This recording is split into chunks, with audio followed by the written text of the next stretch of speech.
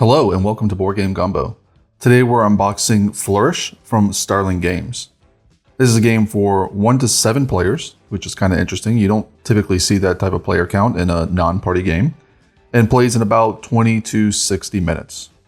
So Flourish is essentially a card drafting and set collection style game. So it's going to be a lot of cards in here. We see already a couple decks. We'll go put those aside. There are some 3D pieces to build. Go ahead and put these off to the side. Got a little catalog there. There are some score wheels. So these little pieces to put together score wheels. I believe this is one of the little expansions. So put that off for now. So we can take a look at our rule book. And yep, that's not English. I mean, I could try to read it, but I think probably a better idea to go with the English rule book. It's a very light rule book because, again, this is essentially just a set collection game. So aside from explaining the different cards, there's not a ton that you would expect. So here, these pieces we'll be putting together. We'll construct little walls that'll be between the players, and that just facilitates passing. When you're doing card drafting, you pass the cards. Some rules on gameplay.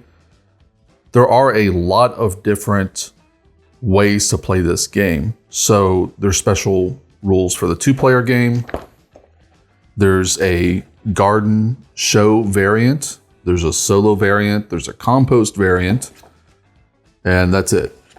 So, and there's a cooperative. I believe that's I'm not certain if that's the garden show, but there is a cooperative mode as well. So we've got a scoring reference back here and just explaining how the different cards work. More non-English rules. Let's get these out of the way.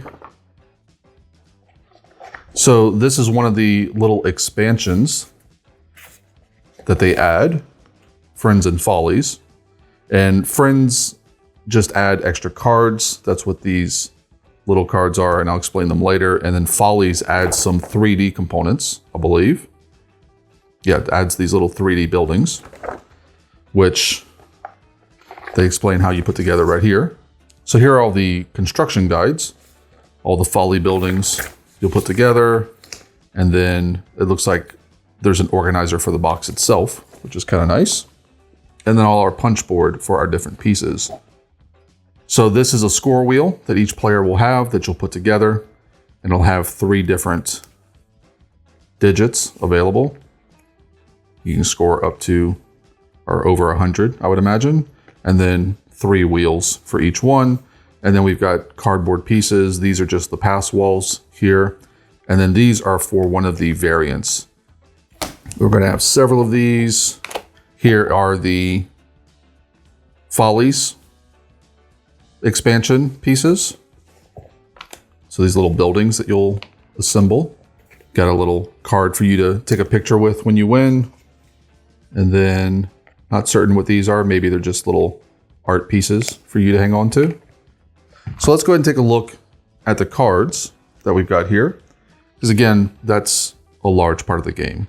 You're going to draw 6 cards at the start of the game. And then you're going to play a total of 4 rounds. Each round, you're going to play out 3 of those 6 cards, but you're going to draft them. So if you're dealt 6 cards, let's say you're dealt these 6 cards, you're going to choose one of them to play for that round, and you're going to put it face down in front of you. And then you're going to choose 2 of them, one to pass to your right-hand neighbor, and one to pass to your left-hand neighbor. And then obviously they'll do that as well. So at the end of the round, you'll end up with 5 cards. 3 from your original hand and 2 that were passed to you by your neighbors, before eventually drawing another 6th from the deck. And then everybody will reveal the card they played, and you'll do that again. You'll do that until you have a total of 3 cards in front of you, and that will end the round. Then you'll go into scoring. So each card has potentially 3 different aspects printed on it. Obviously, you have the artwork itself, which is really nice. But you have a spot in the top left. Obviously, some cards don't have that. That is round scoring. So at the end of a round, at the end of 3 cards, you will score this. And this essentially tells you you're going to gain 2 points for each one of these symbols that is in your tableau at the end of the round. At the bottom right, you have in-game scoring. That will only occur at the end of round 4. And then you'll score 1 point for each one of these symbols and then 1 point for each one of these symbols at the end of the game. One thing to keep in mind is that when you're scoring at the end of a round, let's say I play these 3 cards at the end of the round. So I'm going to score this card. I'm going to score 2 points for each one of these symbols. On the row I've currently played, I only have 1. However, end of round scoring includes your entire tableau. So I would score this based off of all of these symbols as well. We've got a few more cards in here. So let's go ahead and take a look at what's in here.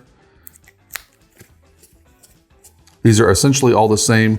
Here is another potential icon you'll find on your cards.